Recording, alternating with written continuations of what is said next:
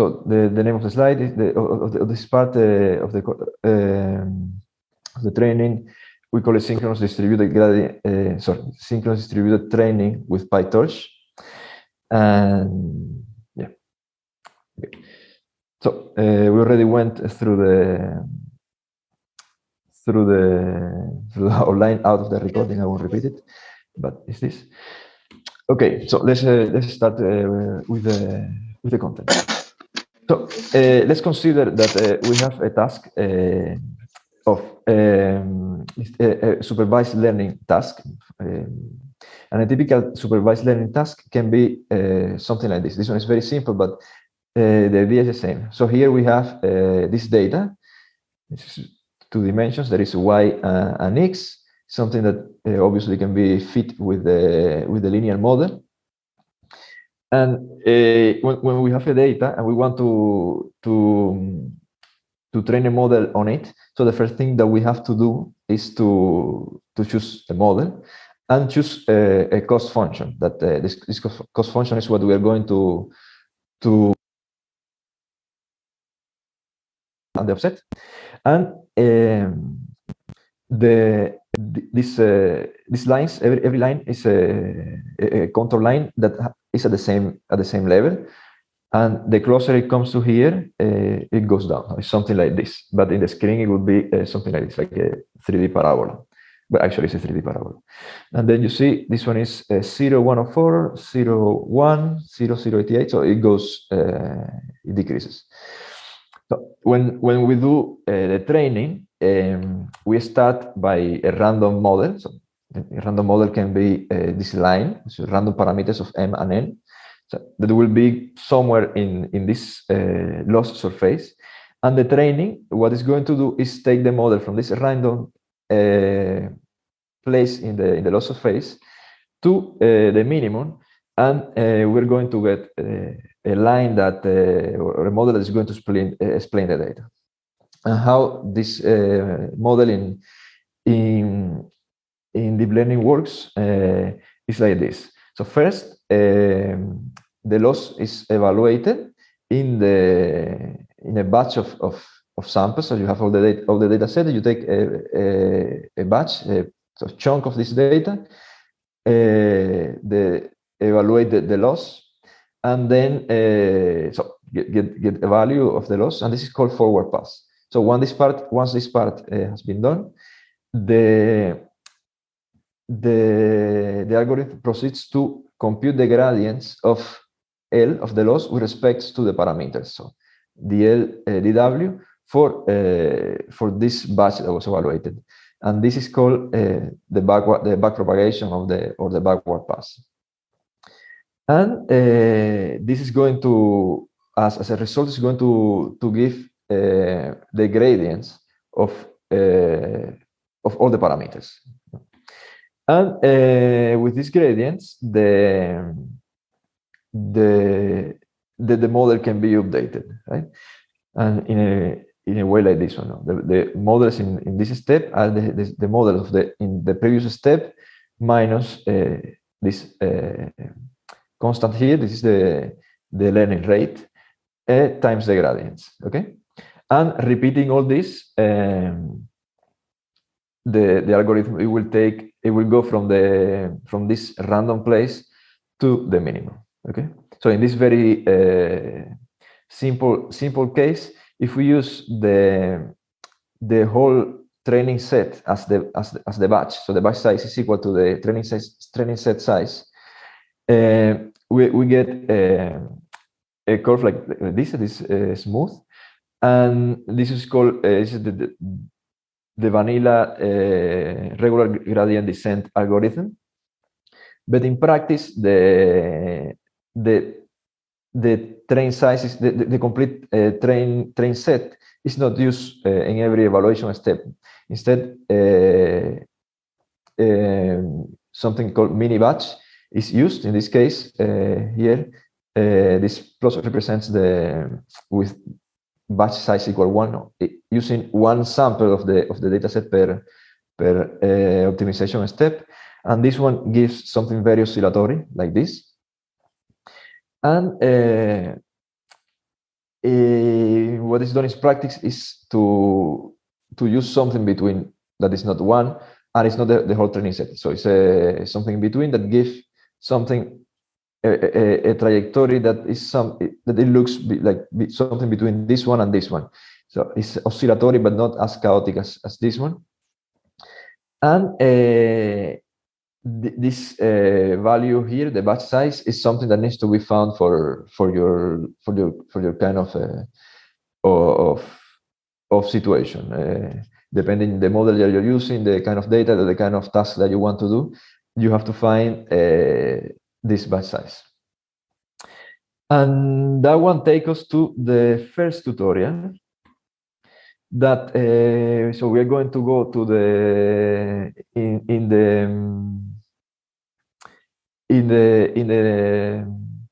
the material to the folder SGD and the notebook 0 linear regression SGD torch, and then from here Enrique can continue with the tutorial. Hi guys. So I hope you can see my screen and hear me. So yeah, if you open the notebook, some people are having some problem open Jupyter. Is that all solved now?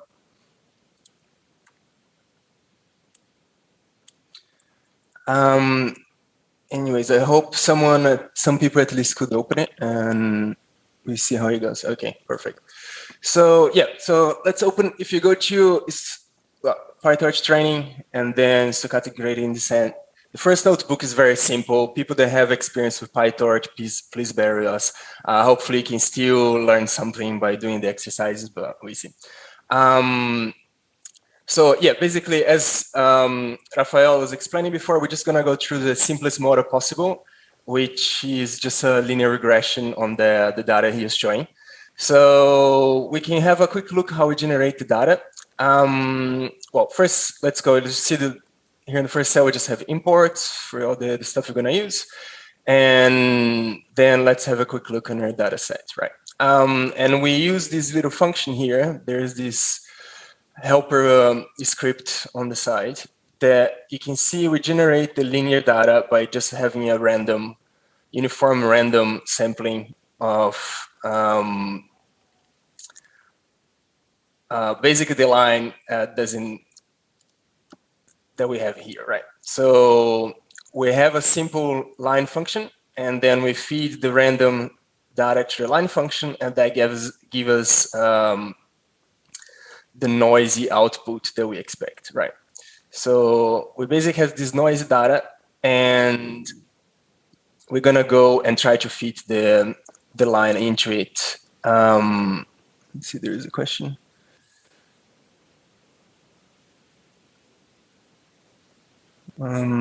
Rafael, can you have a look on the kernel? Yeah, sure.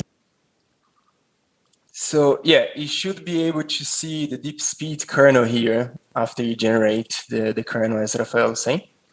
And then if you do that, here on the side, you have the running kernels. Let me close the one. So you should only have this one, right? The one we're working right now. Otherwise, we're going to have some problems sharing the GPU between the kernels, which is not configured at CSCS. And okay, so first, we're actually going to go this on CPU, so it doesn't really matter. I'm just going to generate this data, as we saw, is using NumPy, right? And I can copy this data to Torch by just casting it, basically. And then down here, I'm gonna create our random model, right? Which just has two parameters, this slope and offset, and is again a random normal distributed scalar on the correct device, which is we're using CPU now for simplicity. And so our parameters is just this list of slope and offset, right? Very simple. And then what we're gonna do there is getting the input multiplied by the slope, add the offset. So we're basically using this as like we do on NumPy simply, right? Or like on MATLAB even. And then we calculate the error by subtracting and squaring and get the mean of that. And we got the MSE, right? Can't get any simpler than that. And if you do that on PyTorch instead of NumPy, you're allowed to do the backward pass, right? In this, automatic calculate the gradients for the two parameters that we set. So then if I loop through the parameters and print the gradient, the item just gets the scalar out of the tensor. I'm gonna get the gradient of this simple operation that I just did here, right? And now I can just go and loop through this, yeah, using the same algorithm, I can loop through the whole data in small batches and then calculate the gradient, update the parameters, and repeat, right? So we're slowly gonna go through the loss space, trying to find near local minima. Well, obviously trying to find the global minima, but the only guarantees that we have is that we're gonna find the closest local minima. If the data is not too noisy, and it's because this problem is very simple, it's gonna be actually the global minimum anyways, right? And basically that just gives us this loop here. I'm just gonna go through a certain number of iterations and I'm gonna randomly select some of the data on a given batch size. And that gives me a batch. And then I calculate the loss again, the same way we did above. Calculate the gradients with backward, and then do our training step, which is the stochastic gradient descent, right? And we're gonna try to have a look now, what is the impact of the batch size on these, right? So if you repeat the same code here, you can just click and play. You should see it's slowly getting to from the random start all the way to the local minimum, where the loss is close to zero at least. It's never going to be zero because there is implicit noise, right? And yeah, our first exercise is to do the same thing here with different batch sizes, so you can see what Rafael was showing. What is the impact of a different batch size? If you use the whole data set, in our case, just part of it, or just a single batch size of a single sample, well, how is it going to be? And how is low, how long does it take to train, right, as well? So yeah, please give it a try. And I'll stop sharing for a second. And we can come back in 10 minutes, let's say. Okay. Okay, guys. So coming back to it, share my screen again. All right. So I hope you guys were able to play a bit around with a super simple example here. Some people are having some issues with the notebooks, but I hope that's mostly solved now. You can see I actually added this dynamic regression plot thing here. And if you comment it out, actually it was commented out, but if you put back the update graph, you're going to be able to have this dynamic graph going on, so you can actually see how the path goes through it. It's very slow because you have to render the graph on every step. But you can see, yeah, a bit more in details how it goes. If you use batch size 1, it's going to be super noisy, obviously, because every time it goes through the data is actually only using one data point, right? And just trying to slightly correct the function to that. But if you let it run for long enough, it should actually converge at least to pretty close to the global minima here. Yeah, so yeah, obviously if you have this dynamic graph going on, this is going to be very slow, so you can't really compare the speed. And this is a too small problem to actually see the difference of speed for the parallelism. but we're going to see later on how the batch size impacts on speed as well. Right. So, Rafael, do you want to keep going on the slides? Okay, so we were here at this point before, and by the way, I shared the slides on the general channel. It's the last comment. I think if you want, you can download it and follow them in your own pace. But anyway, so we were here at this in this step. We saw the different effect that the batch size has in the convergence of the training, and so you can make it faster or slower. And then we also mentioned that this is because of that it is a parameter that you have to find. You have to try different batch sizes and see which one suits better your task. Okay, and that leads us to the main point of this course, which is training in multiple GPUs. So why training in multiple GPUs? The thing is, as you suspect probably, is that the batch size being a hyperparameter of your model, it can happen that when you are looking which batch size better suits your model, you will arrive to a point that the batch doesn't fit anymore on the GPU memory, and in that case, you would have to do something in your code to split the batch in multiple GPUs. Okay, and this is what we're going to. This is one of the things we're going to see here in the course. And an important point is that having multiple GPUs for this kind of parallelism that we're going to talk here doesn't mean that the model is going to go faster. It's just that you may need it if your model needs very large batch sizes. Okay. So the training in a single GPU, it goes like this.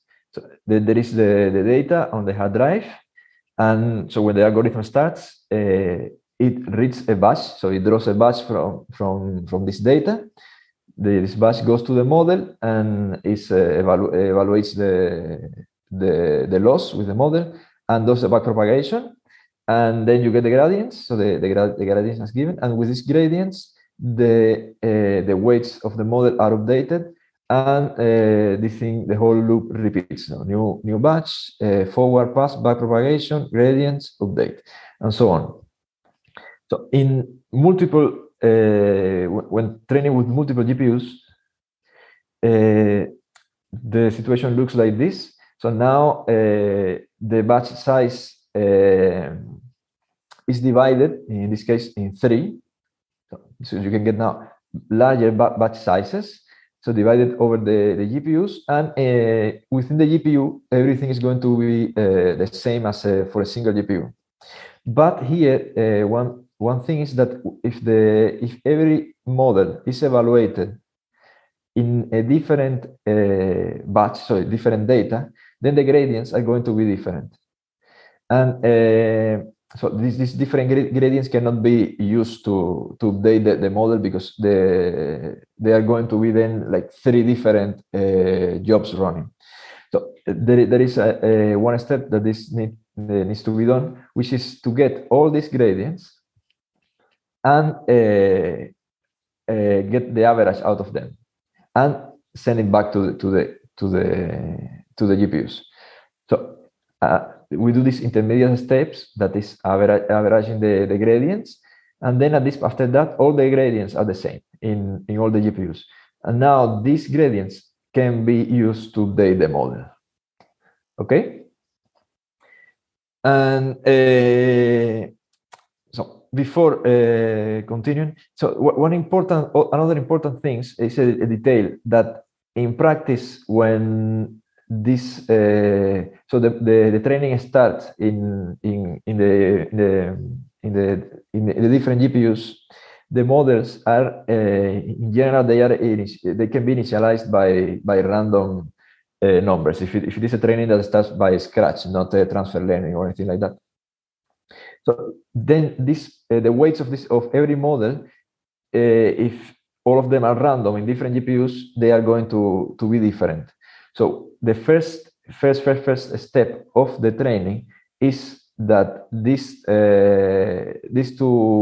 all the models, in this case that we have two, that they are in different places in the loss function as we saw before, because the parameters are randomly initialized. The very first step is to synchronize them and put them together in with the same, so synchronize the parameters and put them together in the same place in the loss. So this is, in general, this is done by getting the parameters of worker 0 and broadcasting to the rest of the workers. So now, at this point, the training can start because the two models, they have been synchronized, okay? So the first thing, as you saw, so is that the batch is sent to the model, one to model 1 and one to model 2. Sorry, to GPU 1 and to GPU 2. And since the batches are different, it's different data, one gradient is in one direction and the other one is in another direction. So there are different gradients and with different values. And so we get the average of it. And with this average, the position in the loss surface moves. Okay, and then the algorithm, the optimization advances, and so on. So the next one is two different batches, two different gradients, get the average and move. Okay, and that's it. That's how the algorithm moves. So there are any questions here? Okay. So again, we continue. So this the average of the gradient, averaging of the gradients is done through the all reduce operation. The all reduce is a name that comes from the MPI standard, and in MPI this all reduce operation is defined as a function that gets values from all the ranks, in this case from all our GPUs, and does some operation on them. That is a reduce operation. In this case, is summing all of them. And afterwards, it broadcasts all the reduced values, the average gradients, to all the GPUs. So and the way this operation is defined, so it's constant, but the way it is implemented, it varies from problem to problem. There can be many different implementations of all reduce. In deep learning, in this case, the common implementation is called ring all reduce, and we are going to have a look now how it works. So in ring all reduce in deep learning, so there are let's say that we have 4 workers. So these are 4 GPUs, and they are at the point that the gradients were computed. So in every GPU has a different value of the gradient of the parameters. So in this case, we have so the gradients are a rise of 8 values. So in worker 0 is like this, in worker 1 like this, in worker 2 and worker 3. So, and we want to get the average of all of these gradients. So, and this is the reduce operation. So we're going to get the average of these gradients, and after that we want that the average is in all the workers. So every worker we have to have a copy of the average gradient. Okay. So how this works in ring or reduce? Let's see. So the first thing is that in ring or reduce, the data is not sent completely. So the gradient, this whole vector of 8 array of 8 elements, is not sent as a one thing. Instead, it is divided by chunks, and the number of chunks is the same of the number of workers. In this case, the number of GPUs. So in this case, we divided the gradient was divided in four chunks, and anytime there is a communication, only a chunk is going to be sent, not the whole data. Another point of the ring of reduce is that every worker connects only to other two workers, and in particular, the worker n is going to send data only to the worker n plus 1, like here. So worker 0 is going to send data only to worker 1, and worker 1 only to worker 2, and so on. And this shape that they form like this, where there is no connection here and no connection here, it forms a ring, and that's why that's where the name comes from. Okay, now that we know this, we can see how the algorithm, the steps of the algorithm are. So the first step is that every worker, so the worker n, is going to send the chunk n to the worker n plus 1. Okay, so for instance, here the worker 0, it will send the chunk, the green chunk, the 0 chunk, to 1. So it's going to send and sum. So if we go back, so initially this one is 5 and 4, and here we have 65 and 18. So in the first step, worker 0 send and sum here, and now we have 70 and 22. Okay, same thing for the rest of the workers. So worker 1 will send this 20, 21, the gray chunk, to the worker 2, and it will add it. Same here and same here. Okay, so this is the first step.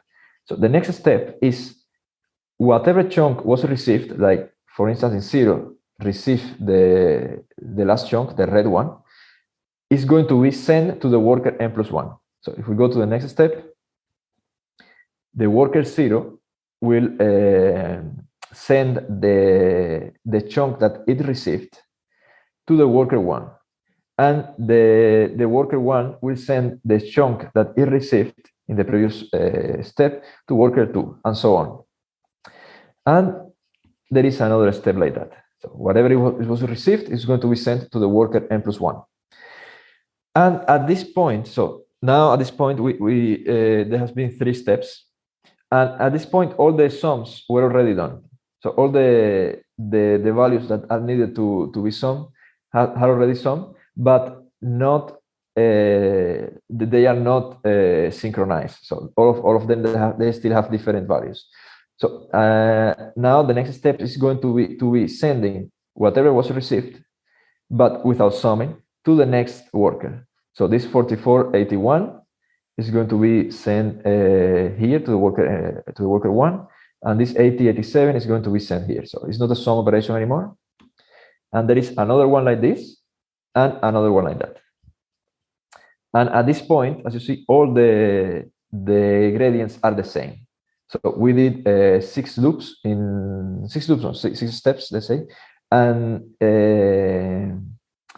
now at this point, all the values are the same. So the next step would be to divide each of them by the number of workers to get the average, because at this point we only sum. Okay, so any questions here? You can unmute and talk. No, thank you.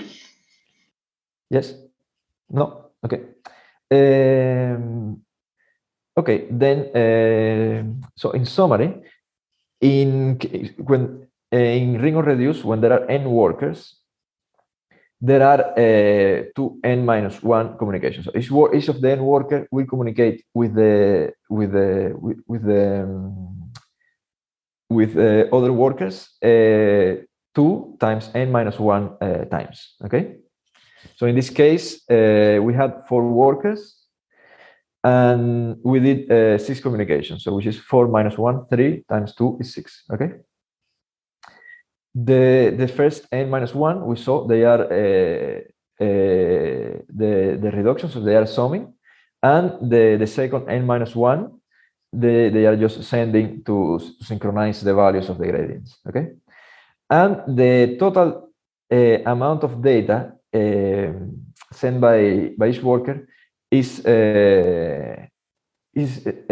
independent of the virtually independent of the number of workers, because we have 10 times n minus 1 communications, and the size and the communication size is the size of the array divided n.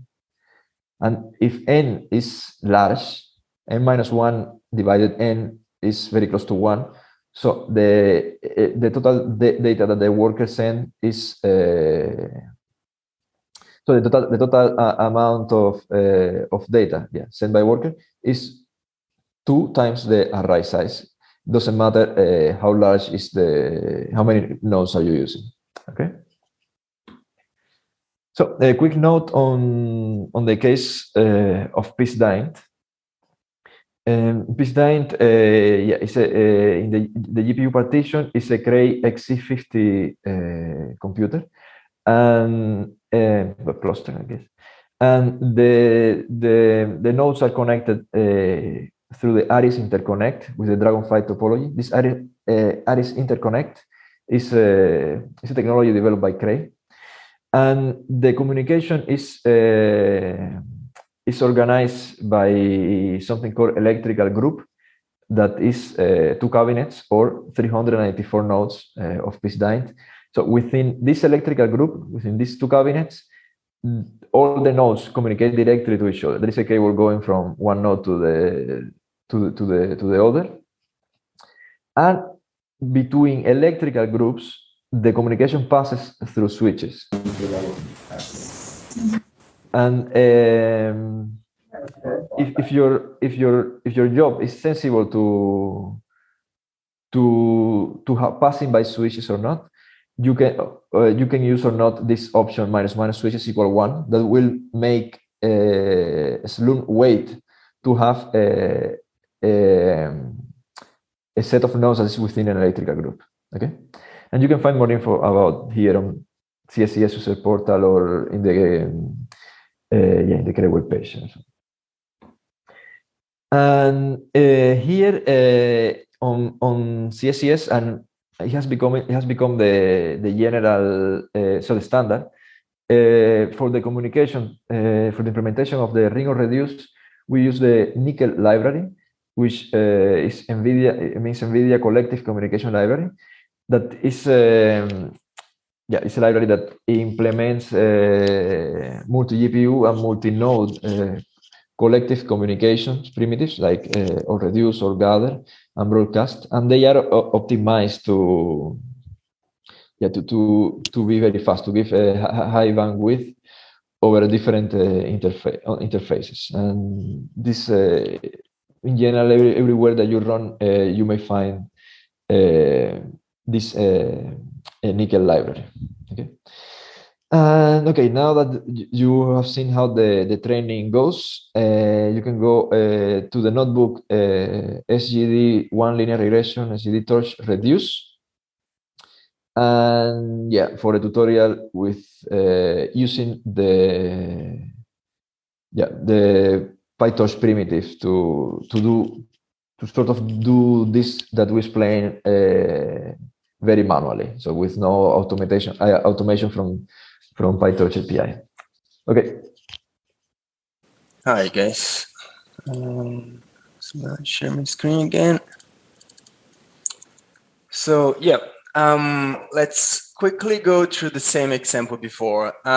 Again, we're trying to show everything like as simple as possible without using not even like the neural network layers from PyTorch.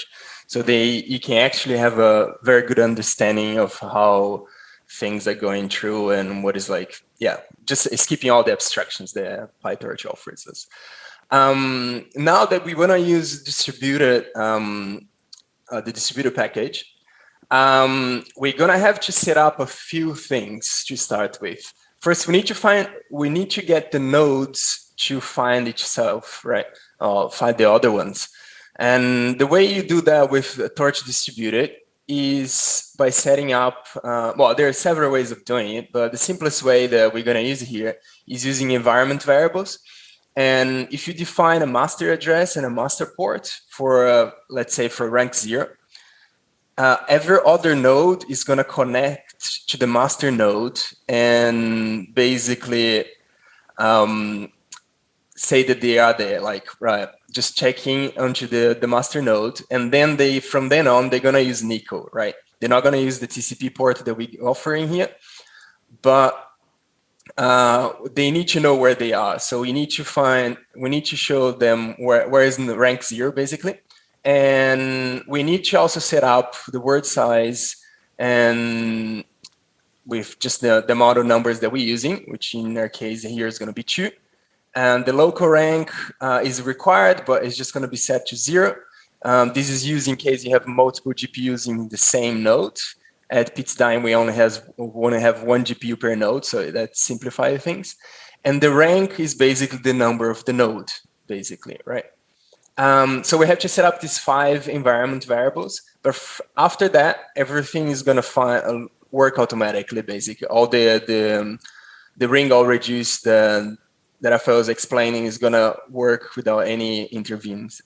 Another thing that if you guys are not used to work with distributed notebooks and you haven't done any other course at CSCS with distributed Python, I guess we need to quickly go through the IPy cluster thing. We use this IPC magic that allows you to run cells of the notebook in multiple nodes, right? In this case, we're going to start here our IPC cluster with 2 nodes. We're going to use MPI to connect between the nodes. And from then on, after you start this guy, which I just started before, it's going to take a few seconds, right? 12 seconds it took here. And from then on, you're going to be able to use this PX magic with IPy parallel. And the contents of these cells are going to be run on both nodes at the same time. Right? This actually is not on the main node. So these nodes don't actually have the import of IPC magic. But they start from scratch again, right? So if I run this cell again, you can see that I have this printout at the end, and this is printed twice for the node 0 and node 1. The order is obviously not guaranteed, but I have the 2 host names here, which is the allocation that I have, right? And they report rank 0, rank 1, and word size 2. And how do we define these variables, right? They basically just can be hard-coded. We just have to define those environment variables. We can pick up any port above 10,000, which is not reserved. And then the word size and the rank we can get from the Slurm variables very conveniently. So they are already defining your environment with different names, basically, number of nodes and the node ID. And as we said before, the local rank is always 0 because we have a single GPU, right? That's it. I'm going to create these 2 variables here, just casting them to integer just for convenience.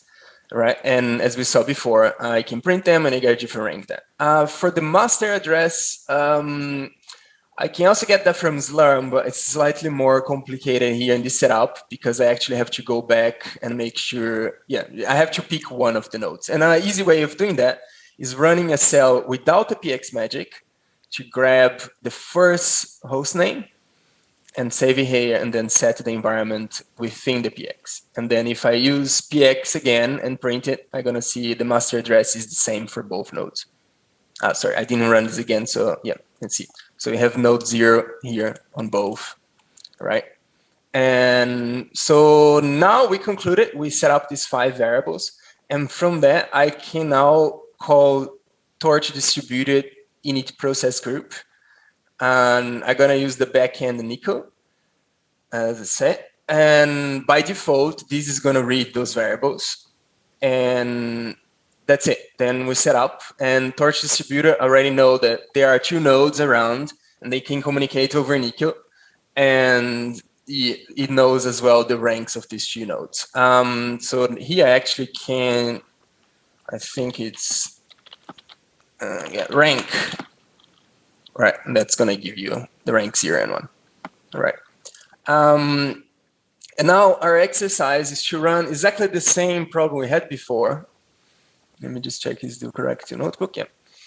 And as Rafael was explaining, we're first going to have to broadcast the parameters and across to make sure the random initialization is actually the same on both. So we're basically going to get the parameters from node 0 and broadcast it. And then we're going to have to use ring or reduce to synchronize the gradients as well. We're just going to average all the gradients between the nodes, and that when we do the training step, that we have the same gradients on both nodes. And that's guaranteed that our weights are actually continuously the same. So we don't need to rebroadcast the weights ever again because the gradients are always the same. So let's go through the pipeline quickly. And again, we just get the data. And then now we're going to copy the data to the GPU. Yeah, let's execute that. So you can see that I have a tiny bit of GPU memory being used now. And you can actually see some GPU activity where it's copying the thing, but that's it. Now I'm going to create the parameters. Oh, this is going to error because I left the comments here. But I could comment this out. No, I'm going to need to put a pass, obviously. So yeah, if I run this as it is, this is the parameters I initialize on both nodes, but randomly. So they very probably different from each other, right? I have the rank 0 and rank 1, and you have different zeros. So your exercise here is just to add the broadcast, as we say, or actually you could add any synchronization protocol that you want. But you just have to make sure that the parameters are the same, or you can't do data parallelism very easily. And then later on, I have the same training loop that we had before. All right, I'm gonna grab some batch and then put it through a really simple MATLAB-like algorithm called the backward. This is gonna generate the gradients. But again, if I check this, well, another thing I should tell as well is because we're running these in 2 nodes now, I'm going to use this no blocking training just to facilitate the results. Actually, we could remove this for now. So if I just do the regular PX, doesn't like that? Yeah, okay. Then, yeah, you're going to see I'm just printing the parameters here, and the parameters are going to be different. But I could also print, for example, the gradient, and he's going to print me lots of gradients. But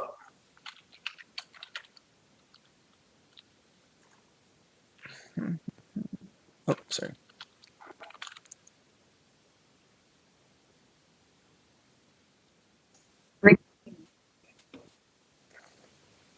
Sorry? Here's a question.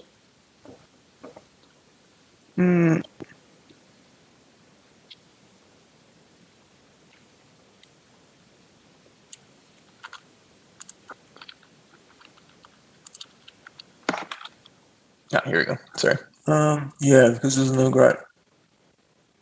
Interesting. But anyways, you're gonna see. Well, it's gonna be hard to see with all these interactions. But yeah, if I just run it once, then I'm gonna be able to see that the gradients are different on the different nodes as well. We want to mitigate that by using all reduce in this case to average the gradient. All right. So yeah, please go ahead and try to fix the broadcast and the all reduce. But yeah, again, if I use the PX no blocking, it's kind of interesting because I actually can see, well, in this case, it's too fast. Oh yeah, could do a lot. And then you're gonna able to see the progress here dynamically because this is running in the background, right, as a non-blocking. And I'm just calling this training, and then after I can use the IPC magic utilities and get the asynchronous result here. So, and yeah, after you can plot the, sorry, let's start it again.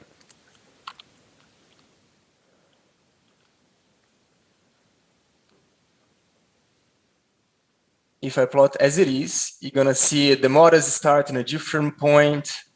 They still converge to their own center, but yeah, in this case, the weights are not gonna be too far apart because it's a linear problem. But if you do that on a very complicated deep learning model, they're gonna have different local minimas and they're gonna converge in completely different results. So actually it's not practical at all, right? We need to do the synchronization. So if you replace the two tasks here, you should see the same track on both of them. All right. Okay. Any questions so far?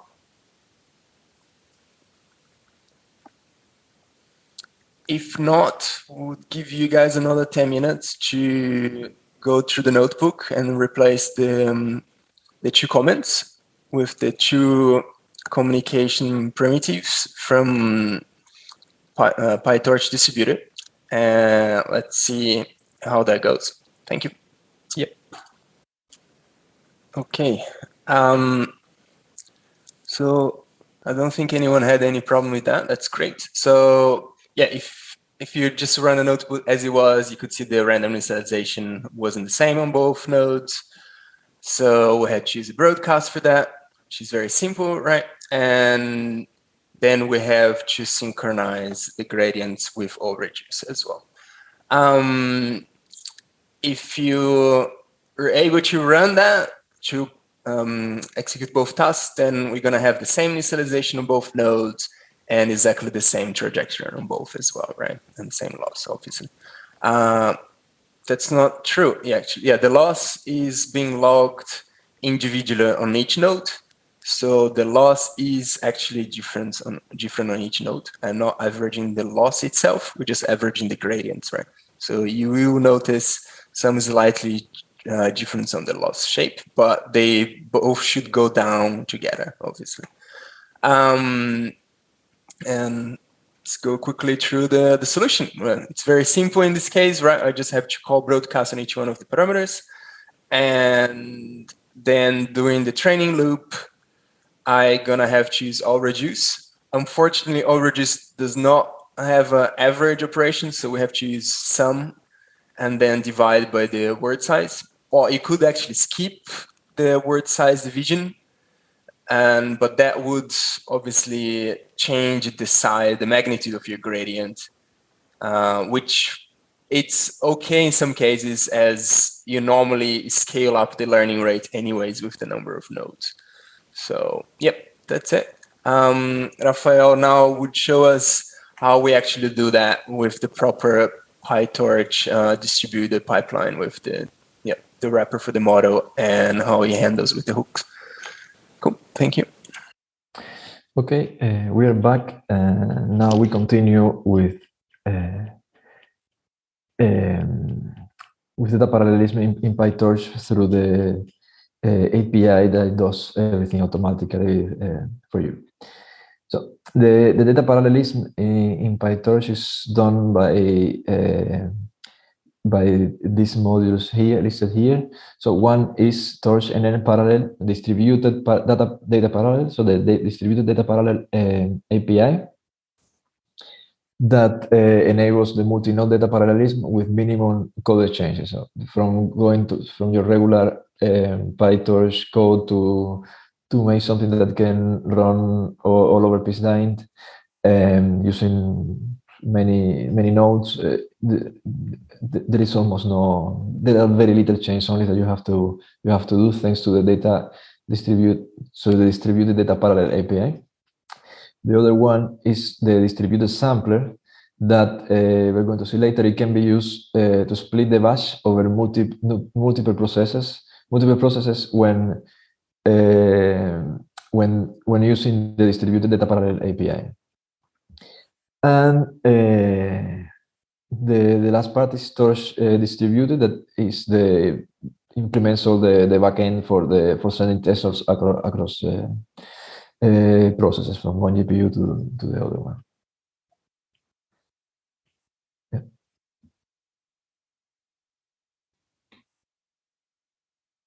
So to do this thing in PyTorch, the first thing you already so the environment needs to be set, and there is a set of variables that need to be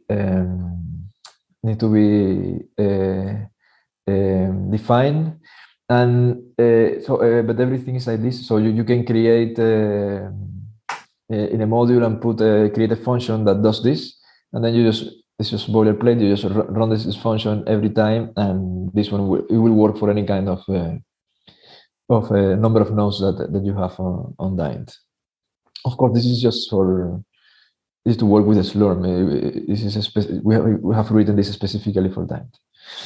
And so here, for instance, you see that local rank is always 0, since Daint has only 1 GPU per node. In a different system, you would have to modify this a bit.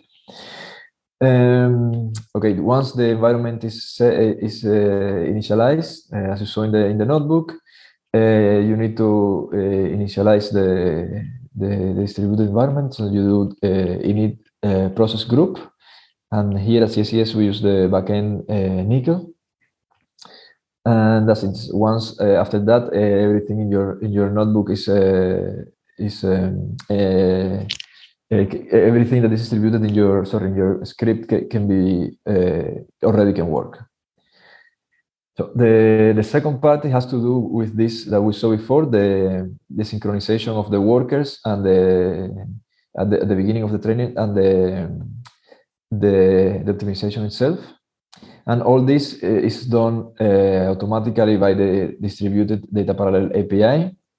You just need to import it, and when you define the model, you just wrap it with distributed data parallel, and in every node it needs to pass the device, but in our case in Daint is always 0 because it is only 1 GPU. And that's it. This is the only changes that you need to do in your code to make the model do this initial synchronization and the distributed optimization. And this was not really something I have to do. This more like a note. If you have to save something data during training, like for instance, if you want to save the status of the model or any kind of thing, so if you do it in all the nodes at the same time, they may all of them they're going to write the same data, and they may corrupt it. Although besides that, it's not optimal to do that like that. So what you can do is to use this get rank, and this function you can do, for instance, if rank is equal to 0, you can do the save there. Or if I don't know, if you need to save something for every rank, you can just rename it the data with that you're saving with the rank information. So not all workers are writing the same data at the same time. And here, those are some benchmarks that we ran a while ago. And this one, so this is with TensorFlow and Horobot, not with PyTorch, but it's using the same, exactly the same algorithm, and also using NICL as backend. And here, these are 3 convolutional neural networks, ResNet 101, Insertion 3, and VG16 that were very famous. And so they are rather large. And so here we have 347 layers and 44 million parameters, and here around the same number of layers and half the number of parameters, and here we have very little layers, but the number of parameters is really high. It's like 4 times this one. So 138 million, and we see here that in this case that they have different similar properties. We can the scaling is pretty close to the linear scaling, although this is logarithmic, so it's not. It can be a bit misleading. It's not that close. But the main point here is that on Piz Daint by using many GPUs. We can really process very fast data sets and move and do trainings very quickly. For instance, in this case, we show that we show the images per second, so the throughput of a model, and here we can go. So it's hard to see here in the logarithmic scale, but we go over 35,000 images per second that we can process similar here. Well, no, the training can process. And here you see that this one has much more weights, and now the scaling is a bit bad. So it has a low number of layers that can be parallelized, and many weights compared to these two. So the ratio amount of computation and amount of communication is a bit unbalanced with respect to these two, and then the scaling it goes a bit down.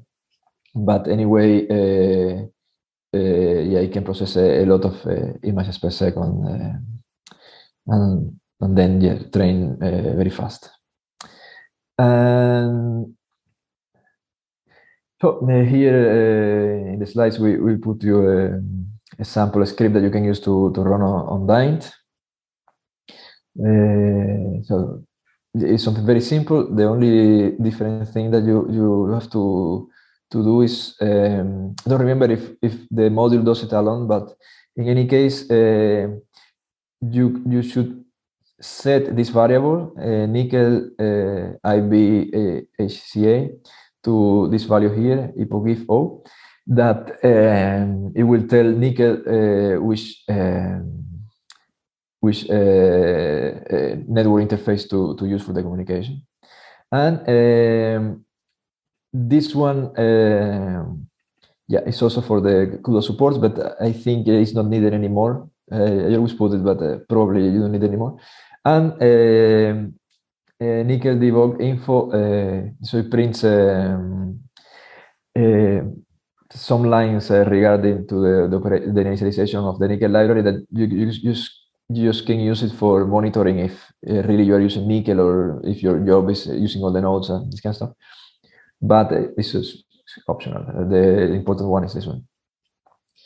And in general, you should run, if you use NICL, you should run always one task per node. Sorry, so one task per node. Only one task should be per GPU, because NICL doesn't support the sharing the GPU, even if your model is small. Okay. And so that's it. It's a very simple thing. And some additional considerations in when you run this kind of parallelism.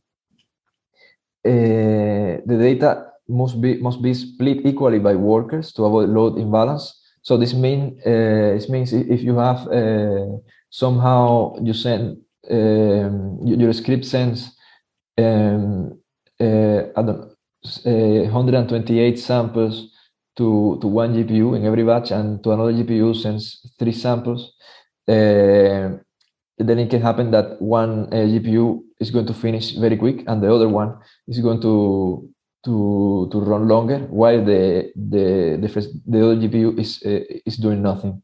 And you don't want this. You don't want the GPU ever just being idle. And in that case, when you have this kind of situation, you should re-examine what is happening with the distribution of your data and try to make it as well distributed by GPUs as possible. Also, in the afternoon, you will see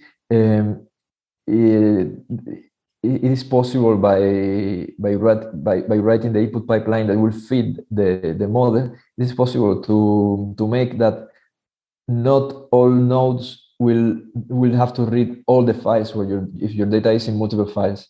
So and in that case, the loading time is faster. Even for Lustre, that the file system where Scratch is, that is a data parallel file system. If you can do these kind of things like avoiding reading all the files, and by in all the nodes you can get some better performance. But we're going to go to this later in the afternoon. And one thing that can be tried is to the learning rate that you use for a single node. It can be to try to scale it by the number of nodes that you are using, number of GPUs. And this one you can understand it like if you have 4 nodes, you are going to read the training is going to take 4 batches, and with these 4 batches get a single gradient at the end.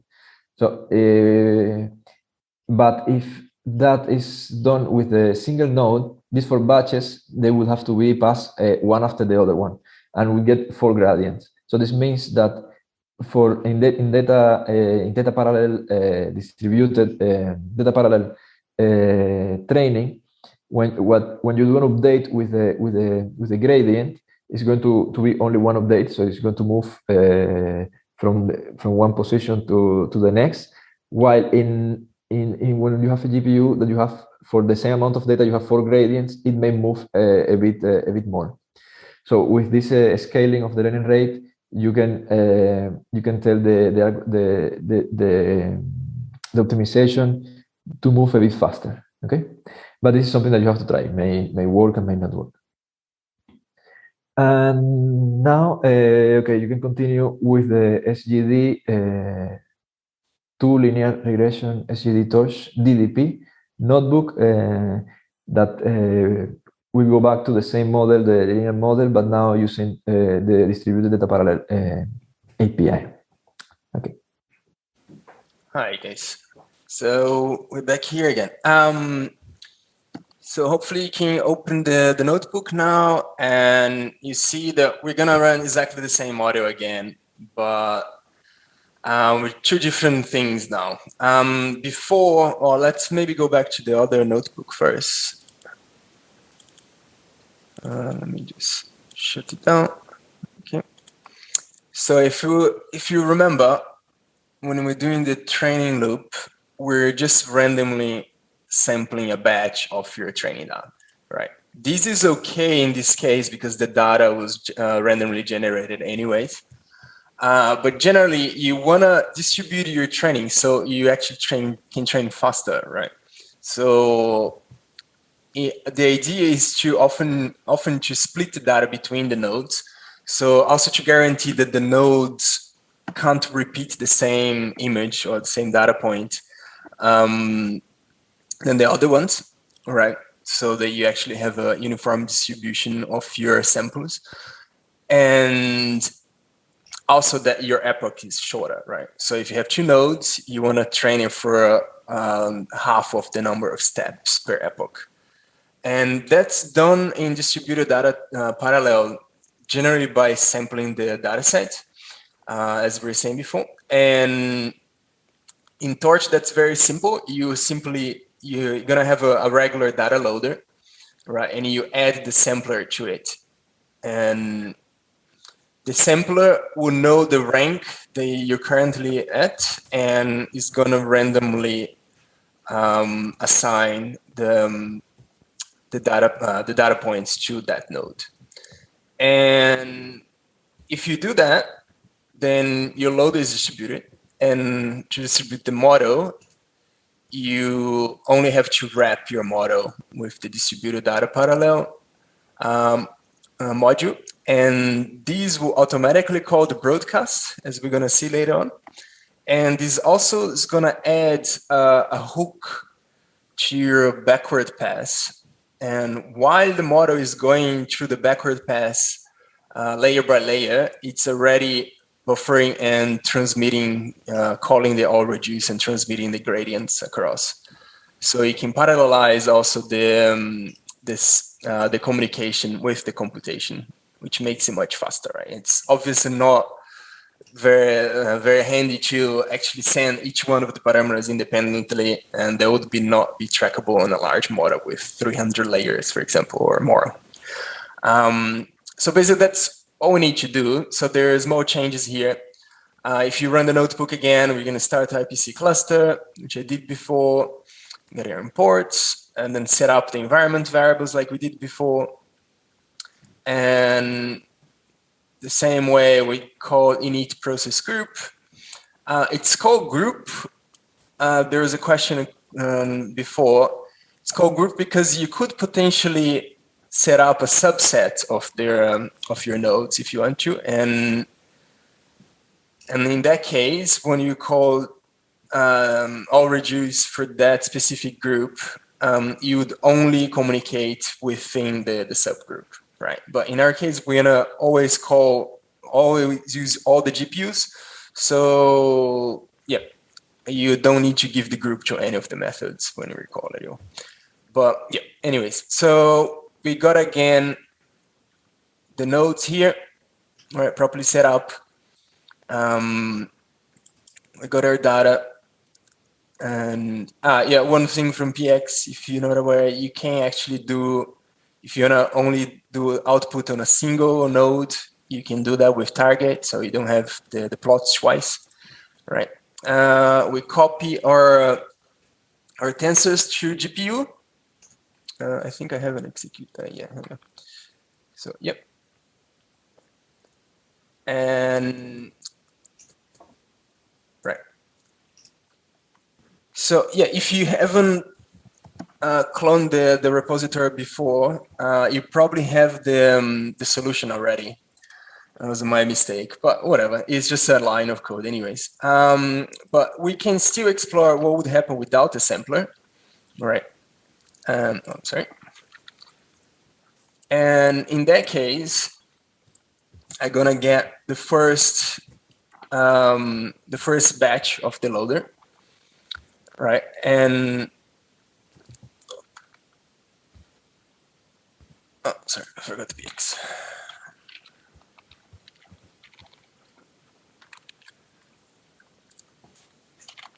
Yeah. And our batch is a bit large. Yeah, so now you can see that the batch is actually exactly the same for both nodes, right? Just because the data is generated equally, so I have the same data set. And if you set up the sampler correctly, we should have only half of the nodes as well. Sorry, yeah, you should see that the data is actually different between the nodes. And the next check we do here is to see if the length of the loader is correct. In this case, it's not gonna be, because I expect the somewhere in this.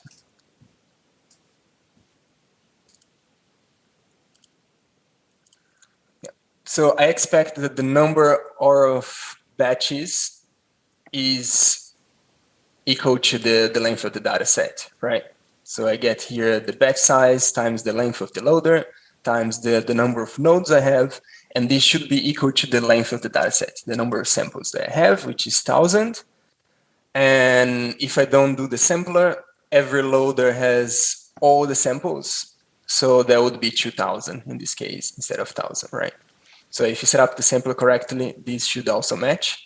And I can say this kind of checks seem pretty trivial, but it's actually quite, it's something quite useful to have inside your model when you start training at least. Now you want to use the proper PyTorch modules, right? And to do the line fitting, we're gonna use the torch NN linear, which is exactly what we're doing before with the multiplication, the bias, and the offset, right? So we're gonna have one input and one output and the bias true, and that gives you exactly 2 parameters. Yep. So you can see here when I call model name parameters, I get weight and bias. So that's exactly what we had before. right? And as you see, it's also not broadcasted. So the parameters are different between the nodes. And if I call this again, it's going to be different every time. So yeah, you just have to wrap the model with the TDP, and you're going to see that the parameters are the same as well. And I guess for the sake of time, we can do that already. I've ran the module, right? So I can just do that. And in that case, you can see that the parameters are broadcasted correctly, right? And then we have a regular loop here. Now I don't need to call the algorithm by hand as I was doing. I was just going to call the model with the data, and I give the predictions. And I'm also using the MSE laws from Torch. It's slightly faster. We're going to see that more in details tomorrow as well. But yeah, the train loop is exactly the same, but I don't have to synchronize the weights. This is going to be done automatically during the backward. So the backward is going to go layer by layer. In this case, we just have one layer. But if we had multiple layers, it could actually parallelize and do the synchronization of the gradients while it's actually running the computations as well. So that would be much faster. So yeah, if you do it by hand, it'll be much slower, obviously. So yeah, I'll go ahead and add the sampler, as some people probably saw already, and we can run the training. So now everything is good. The weights are correctly synchronized, and I can run my training.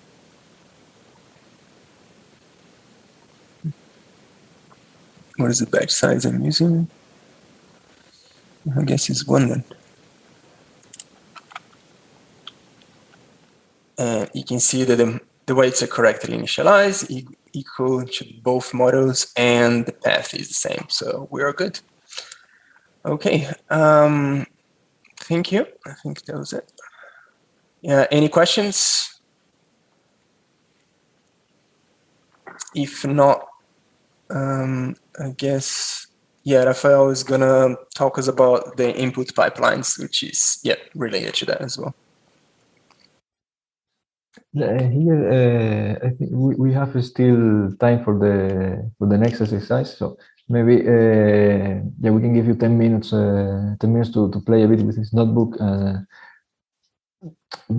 Pay please special attention to the data loader and the distributed sampler, and see how it happens, because we will use it in the next exercise for our next exercise with the convolutional neural network. Okay, see you at 11:20. Hi, guys. Are there any questions about this notebook? Could everyone do it? Could you verify that the data loader is properly sharded across the different nodes, and that the weights is properly synchronized? It looks like some are still having problems with the notebook, which is a shame. But yeah, we need to have a look there individually, I guess. Yeah, otherwise we still have some time before lunch, so I guess we should go on with the input pipelines, if that's fine. Okay, then so the pipelines, actually we do it in the afternoon. Now we go to the last tutorial, which I share quickly. This yeah. So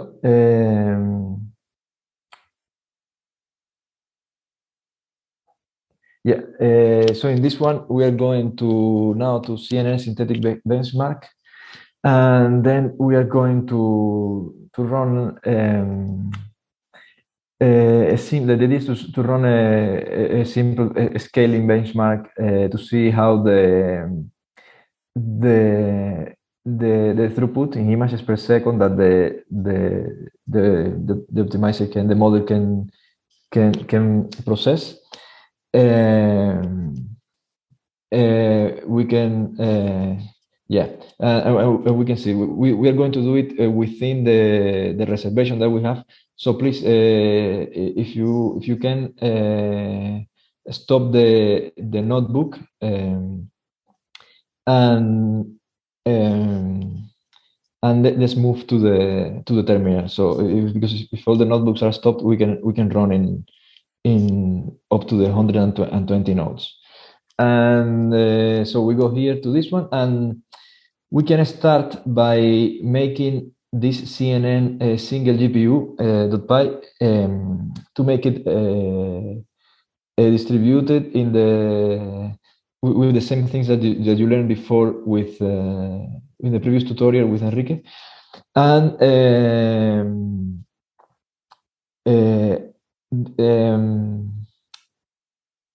sorry, and we give this one CNN dist.py. It's already done as a reference if you need help with adapting it to distribute it. So I'm going to move now to the terminal.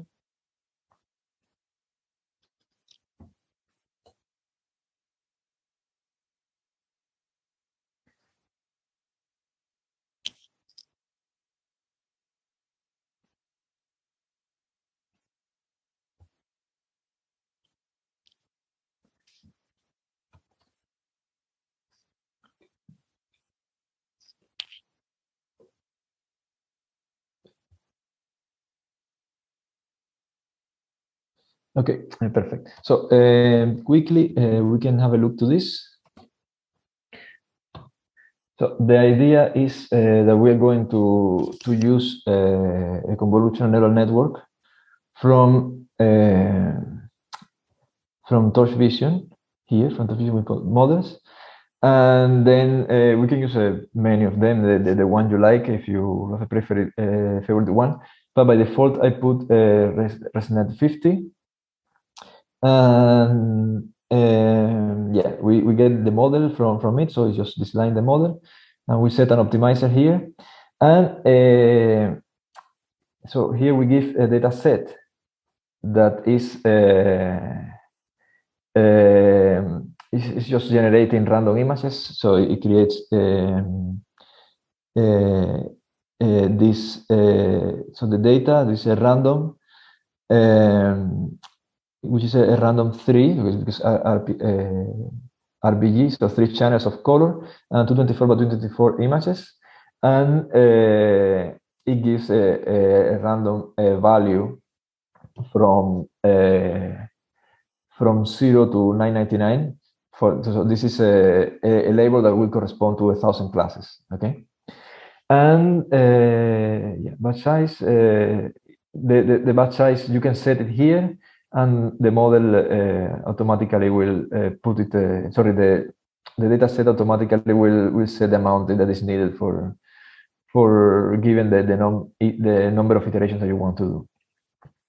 And yeah, that's it. So we pass here the model to the device, and this is the training step. We call it benchmark step. That so we zero the gradients, evaluate the model.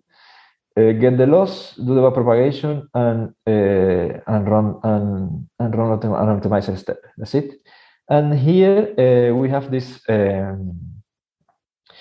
just the running of the training. We go through the number of epochs that you like, and we measure the time that all the iterations are processed. So we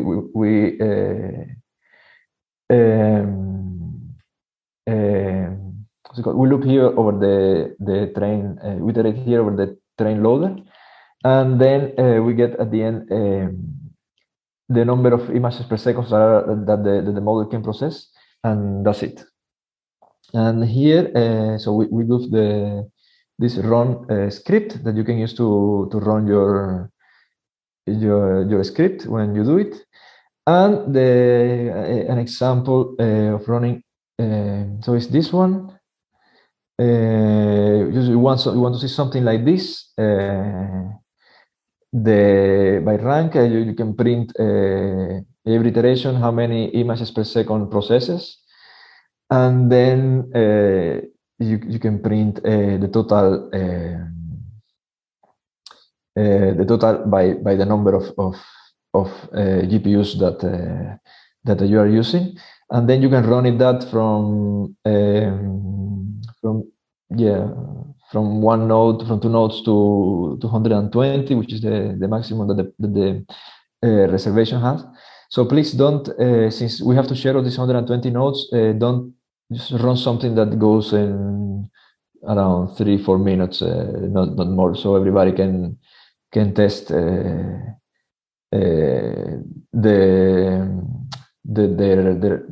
scripts. Okay.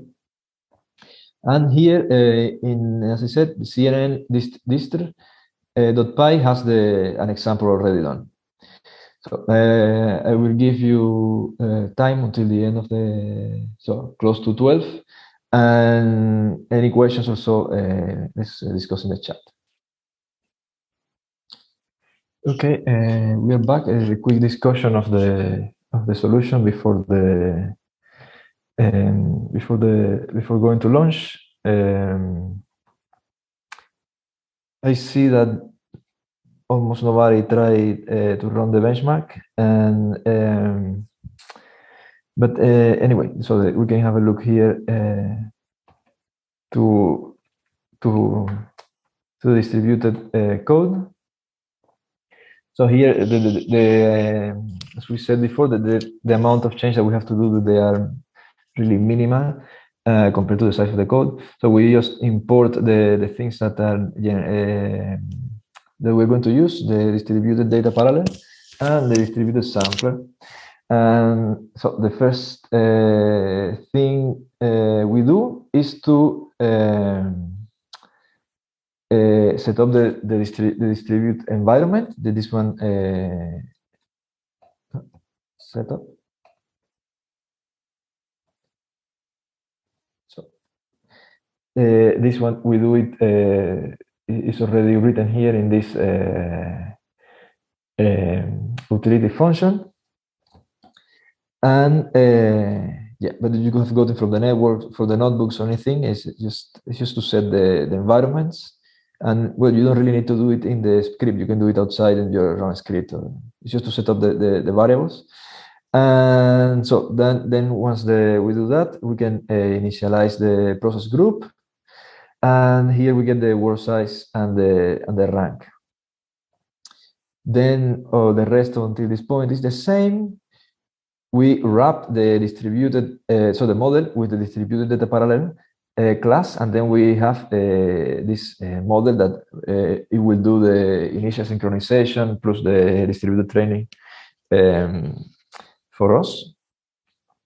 And the other thing that we need to do is to split the data in bytes across the nodes. In this case, so for this case, we can use the data loader together with the distributed sampler. So this distributed sampler, as you already saw, is very simple. You just pass the data set, pass the number of workers that we have here in non-replica. We give the rank.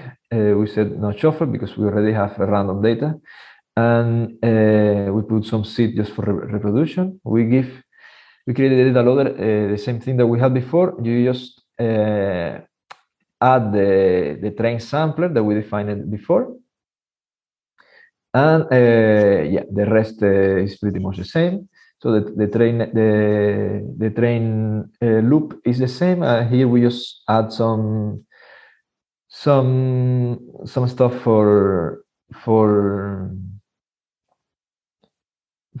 just to print the values that we want to see.